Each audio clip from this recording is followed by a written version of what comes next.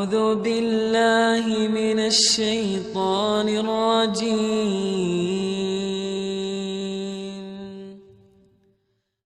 عن أبي هريرة رضي الله عنه قال رسول الله صلى الله عليه وسلم تعلموا القرآن فاقرؤوه فإن مثل القرآن لمن تعلمه فقرأه وقام به كمثل هراب محشو مسك يفوه ريحه في كل مكان مثل من تعلمه فيرقد وهو في جوفه كمثل الجراب أوكي على مسك رواه Tirmidzi wa qala hadis hasan.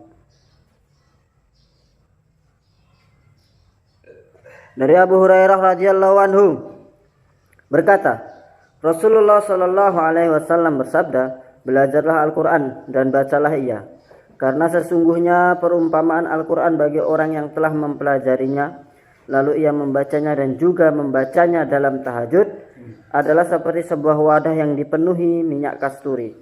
Harumnya semerbak menyebar ke segala arah, dan perumpamaan orang yang telah mempelajari Al-Quran tetapi ia tidur, lalai dan tidak membacanya dalam tahajud, sementara Al-Quran berada dalam hatinya adalah seperti sebuah wadah yang dipenuhi minyak kasturi tetapi tertutup rapat atau terikat. Hadis riwayat Tirmidzi, katanya ini hadis hasan. Bab hadis tentang surat Al-Fatihah dan ayat kursi. Hadis nomor 2876.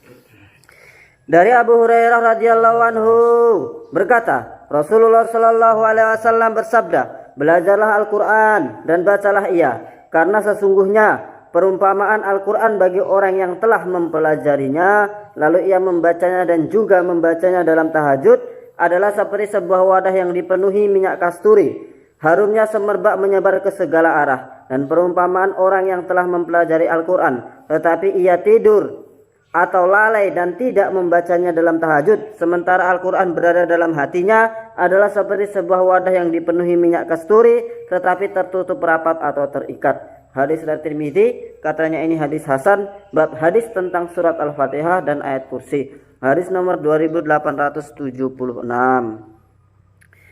Dari Imran bin Husain, an Imran bin Husaini radhiyallahu anhu maqala, sami'tu Rasulullah sallallahu alaihi wasallam yaqulu, man qara'al Qur'ana falyas'alillah bihi fa innahu sayaji'u aqwamu yaqra'unal Qur'an yas'aluna bihin nas. Dari Imran bin Husain radhiyallahu anhuma, aku mendengar Rasulullah sallallahu alaihi wasallam bersabda, barang siapa membaca Al-Qur'an, maka hendaklah ia meminta pahalanya kepada Allah. Sesungguhnya akan tiba satu masa di mana orang-orang akan membaca Al-Quran tetapi mereka minta upah pada manusia. Dari Imran bin Husain radhiyallahu anhu berkata, aku mendengar Rasulullah sallallahu alaihi wasallam bersabda, barang siapa membaca Al-Quran maka hendaklah ia meminta pahalanya kepada Allah. Sesungguhnya akan tiba satu masa di mana orang-orang akan membaca Al-Quran tetapi mereka meminta upah pada manusia. Hadis riwayat Tirmidzi, katanya ini hadis hasan. Bab barang siapa membaca Al-Quran adalah yang meminta upahnya kepada Allah. Hadis nomor 2917. Dari Abu Sa'id Al-Khudri radhiyallahu anhu menceritakan, pada satu malam ketika Usaid bin Hudayr radhiyallahu anhu sedang membaca Al-Quran di dekat tempat penyimpanan unta atau kambingnya, tiba-tiba kuda betina miliknya meronta-ronta. Lalu ia meneruskan bacaannya, maka kuda betinanya pun meronta-ronta lagi. Kemudian ia meneruskan bacaannya lagi, maka kudanya pun meronta sekali lagi. Usaid radhiyallahu anhu berkata, aku khawatir kuda itu akan menginjak putraku Yahya yang berada di dekatnya. Karena itu aku pun bangun mendekati kuda tersebut. Tiba-tiba aku lihat di atas kepalaku ada sesuatu seperti awan yang di dalamnya tampak seperti para di lampu.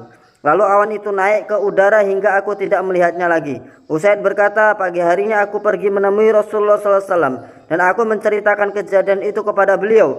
Wahai Rasulullah, tengah malam tadi ketika aku sedang membaca Al-Quran di rumahku, tiba-tiba kuda betinaku meronta-ronta. Rasulullah SAW bersabda, bacalah wahai Ibnu Hudair. Usaid menjawab, aku terus membacanya dan kudaku pun meronta-ronta lagi. Rasulullah SAW bersabda lagi, bacalah terus wahai Ibnu Hudair. Usaid menjawab, aku terus membacanya dan kuda itu pun meronta-ronta lagi. Rasulullah SAW bersabda sekali lagi, bacalah wahai Ibnu Hudair. Usaid berkata, ketika aku hentikan bacaanku karena khawatir kuda itu akan menginjak putraku.